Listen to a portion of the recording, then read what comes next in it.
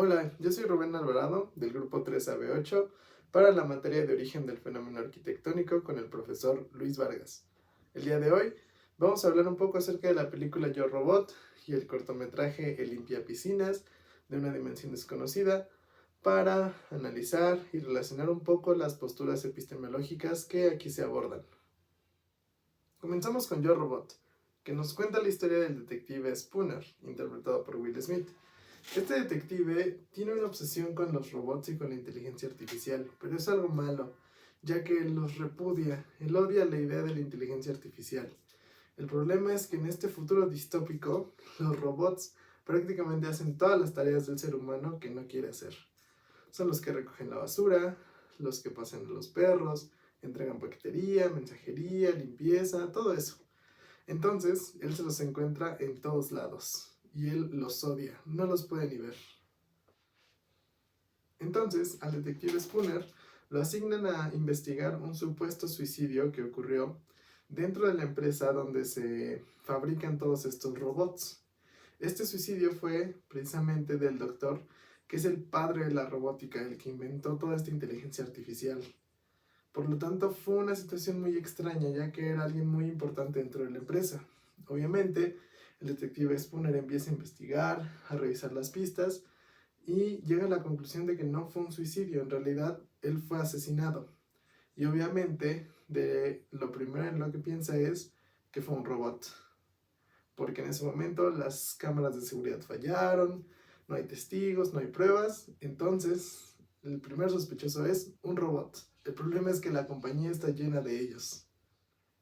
Es entonces cuando el detective conoce a la doctora Calvin, que es una especie de robopsicóloga que se encarga de estudiar todos estos comportamientos que tienen los robots. Ella tiene una personalidad y una postura completamente contraria a la del detective, ya que ella confía ciegamente en los robots. Ella dice que es imposible que los robots puedan lastimar a un ser humano por las leyes que los rigen, pero obviamente el detective no cree eso. Él cree que eso puede fallar, que es mentira, que pues simplemente como son máquinas, no puedes confiar en ellas. Pero la doctora está 100% segura de que un robot no pudo haber asesinado al doctor. Entonces, ahí se basan la mayoría de sus argumentos. Y en este momento hay un giro en la trama, ya que descubrimos que en el lugar donde fue el supuesto suicidio, hay un robot que se empieza a comportar hostilmente y diferente a todos los demás robots, no obedece órdenes.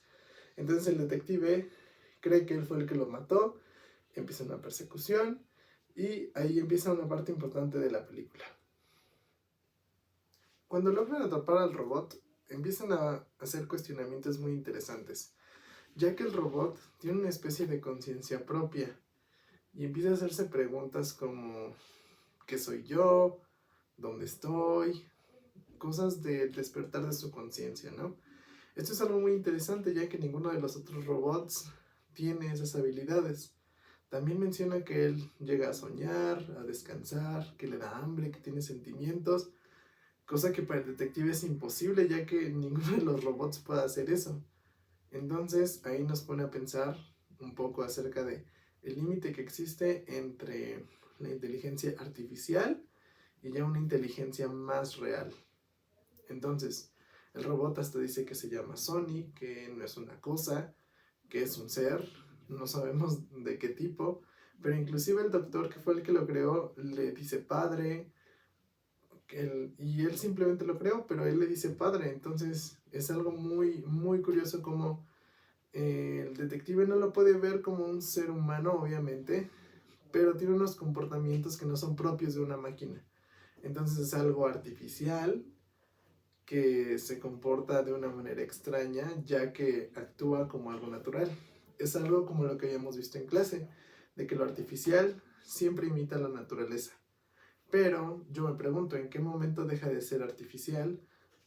¿O en qué punto algo que nosotros vamos cambiando o mejorando deja de ser natural para convertirse en algo artificial?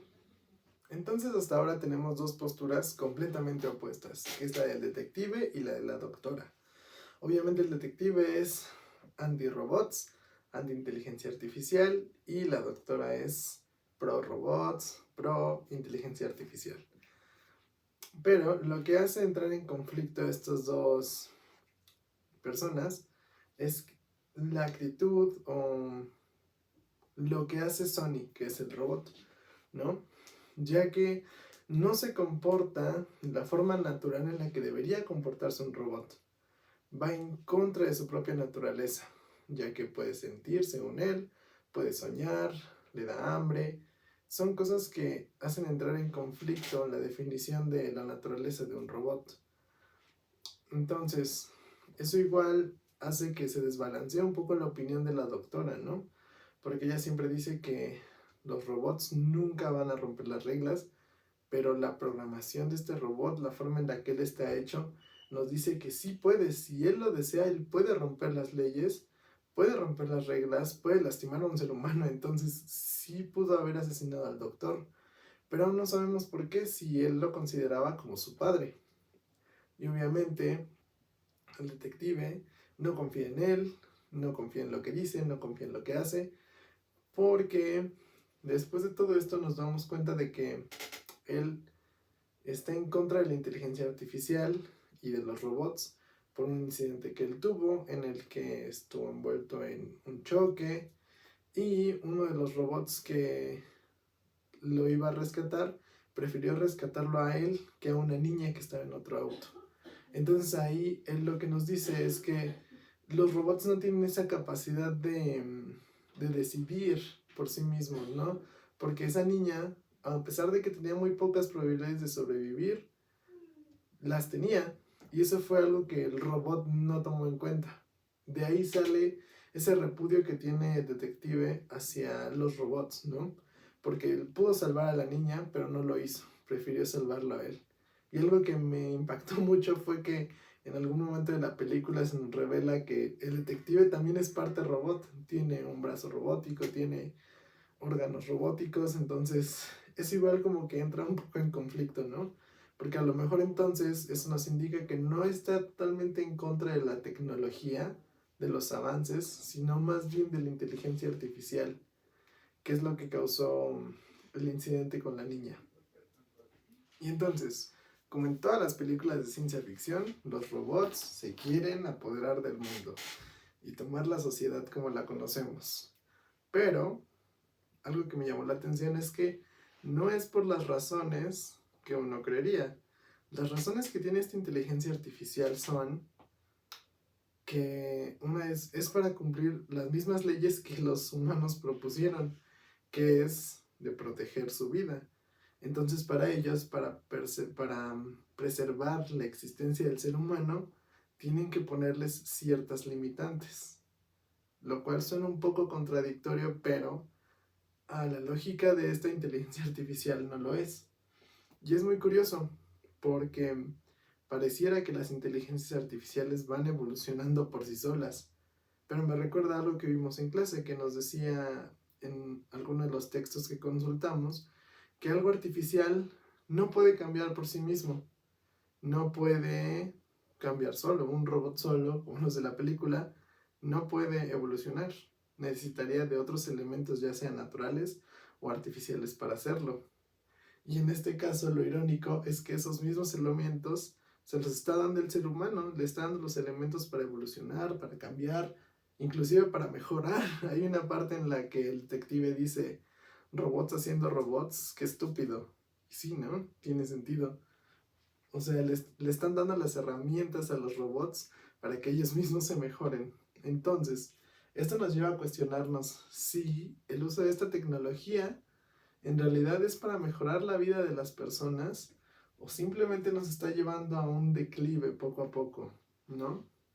Al momento de que los robots empiezan a hacer todo lo que nosotros no queremos, los seres humanos se vuelven inútiles, ya no saben hacer nada, simplemente dejan que todo lo hagan por ellos.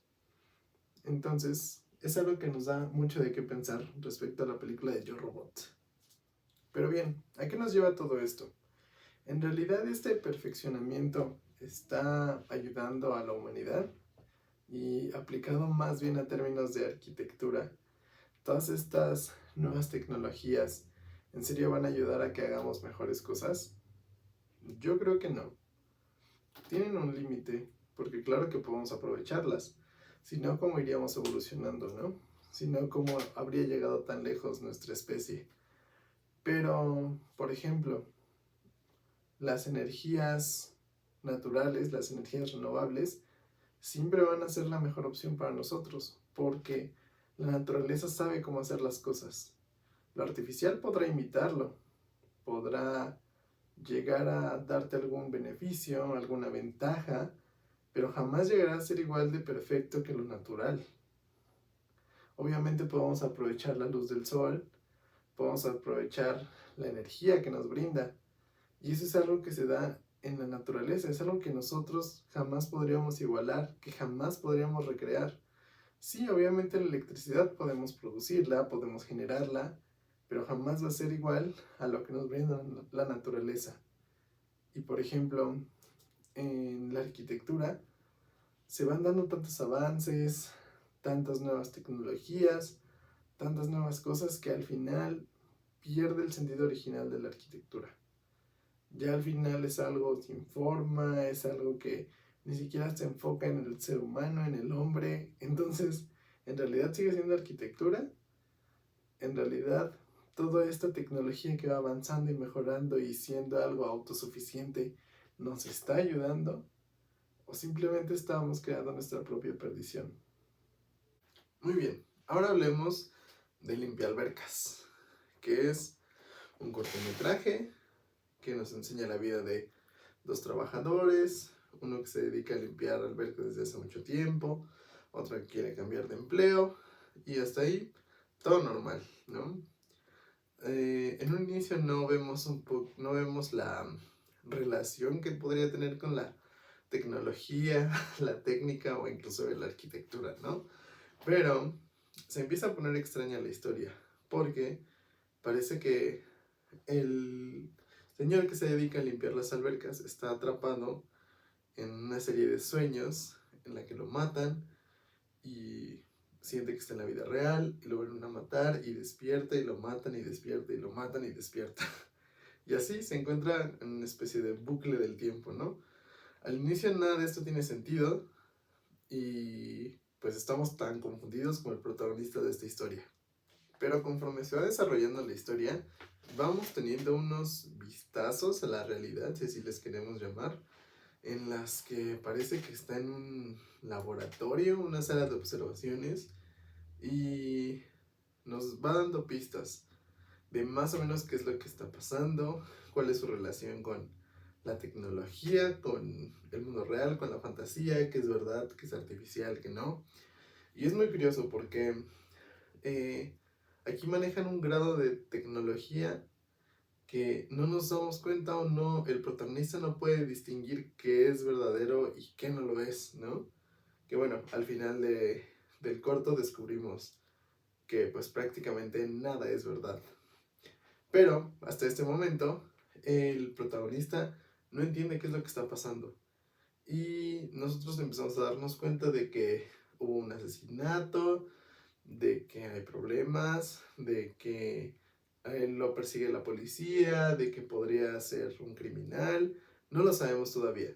Pero vamos descubriendo poco a poco, conforme él se va dando cuenta también, de que hay algo muy extraño que está pasando y que tiene que ver con los avances tecnológicos que en esta serie ya hay. Es algo muy loco, porque ya aquí podemos ver algo a otro nivel, a un nivel que incluso yo diría que es superior al de la película de Yo Robot, que es con lo que estaríamos ahorita comparando o analizando.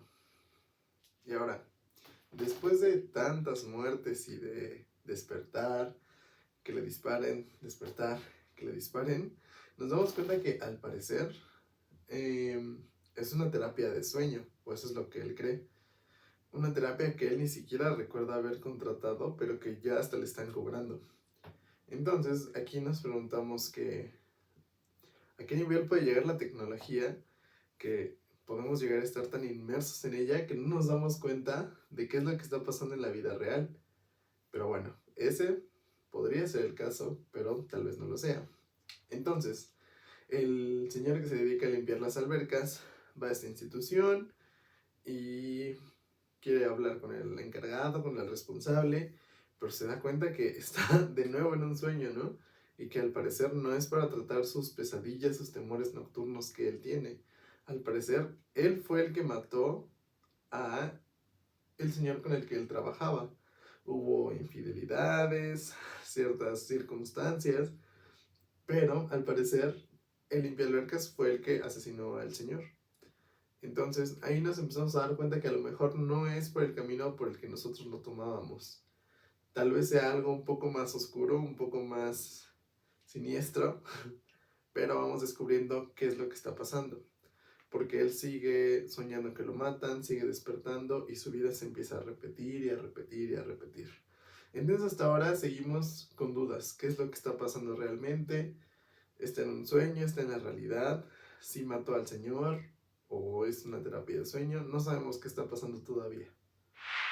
Y bueno, al final descubrimos que en realidad no es una terapia para los sueños, sino más bien es una especie de castigo, ya que él es un asesino, sí mató al señor con el que trabajaba y esta es la condena que él está pagando. Es un final bastante interesante, es algo que te deja pensando, ¿no? Que hasta qué punto llega la tecnología que altera tu visión de la realidad, que no sabes qué es real, que no lo es, qué es lo que pasa, qué es lo que no pasa, qué es lo que está en tu mente, qué es lo que está en la vida diaria. Y es curioso cómo desde un punto de vista de la justicia, de las leyes, pues uno podría decir, pues esto está muy bien porque es un criminal, está pagando por lo que hizo, está bien, es algo bueno, pero también desde un punto de vista, hasta yo creo que moral, no sé en qué grado esté correcto, ¿no? Porque esto ya va más allá de un simple castigo, ¿no? Como cuando una persona sirve una condena en la cárcel, por ejemplo, que está encerrado.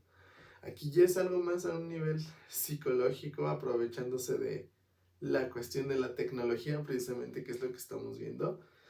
Y comentaba que a mi parecer es hasta más avanzada la tecnología aquí que en la de Yo Robot, en la película, porque en la película, aunque sea podemos distinguir que es un robot, que no es un robot, que es inteligencia artificial y que no lo es, aunque la línea comienza a hacerse un poco difusa con Sony, pero en este caso no, en este caso ni siquiera él puede distinguir que todo este tiempo estuvo en un sueño inducido. Entonces es algo muy impactante, es algo que no sabemos si ya esté pasando, si pueda llegar a pasar, pero es algo que no es difícil dada los pasos agigantados con los que avanza la tecnología. Pero bueno, ¿a qué queremos llegar con todo esto? ¿Es correcto usar la tecnología para los intereses humanos, para los intereses políticos, para intereses sociales o solamente para cuestiones de necesidad, necesidades básicas, para este tipo de cosas, para castigos? ¿Es correcto utilizar la tecnología de esa forma? Y aplicado, por ejemplo, a la arquitectura. ¿Cómo podemos trasladar todo esto a los temas que nosotros estamos viendo? Hay muchas veces que nosotros intentamos ocupar lo último en tecnología, nosotros estamos innovando, estamos buscando soluciones nuevas, estamos buscando tantas alternativas que nos desviamos prácticamente por una tangente del camino, que perdemos la vista, perdemos la razón, perdemos el sentido original de las cosas. Y estamos tan inmersos que no podemos darnos cuenta si es la realidad, si es ficción, qué es, ¿no? Es algo muy interesante. Pero bueno, ¿a qué nos llevan estos dos materiales? ¿A que la tecnología es buena? ¿A que la tecnología es mala? ¿A que debemos seguir utilizando las técnicas milenarias de construcción que se han utilizado desde los inicios del tiempo? ¿O que debemos aprovechar lo que tenemos y la tecnología y los avances y todo eso? Yo creo que ni uno ni otro, ya que la vida no es blanco ni negro, sino es un matiz, ¿no? Son varios colores, no es solamente una cosa u otra. Y claro que debemos utilizar toda esta tecnología que tenemos, pero el problema es cuando queremos reemplazar la naturaleza con esta tecnología, en lugar de utilizarla como una herramienta para mejorar el entorno. Y eso aplica en cualquier campo, no solamente en la arquitectura, porque como lo vimos en clase, nunca un edificio va a poder crecer, va a poder evolucionar, va a poder mejorar sin la ayuda de herramientas, sin la ayuda del ser humano, sin intervención de elementos naturales. En cambio, un árbol es toda una estructura, es una estructura aún más perfecta que cualquier edificación, porque crece, porque se alimenta, porque produce oxígeno, porque da hogar a muchas especies, porque se expande, porque no importa el clima, porque no importan las condiciones, va a perdurar siempre, por sí misma. Y es algo que nada artificial va a lograr. Es por eso que nosotros tenemos que aprovechar estas técnicas, esta tecnología, para mejorar el entorno, para poder seguir aprovechando las cosas naturales y en vez de intentar reemplazarla, mejor utilizarlo no solamente a nuestro favor, sino al del entorno.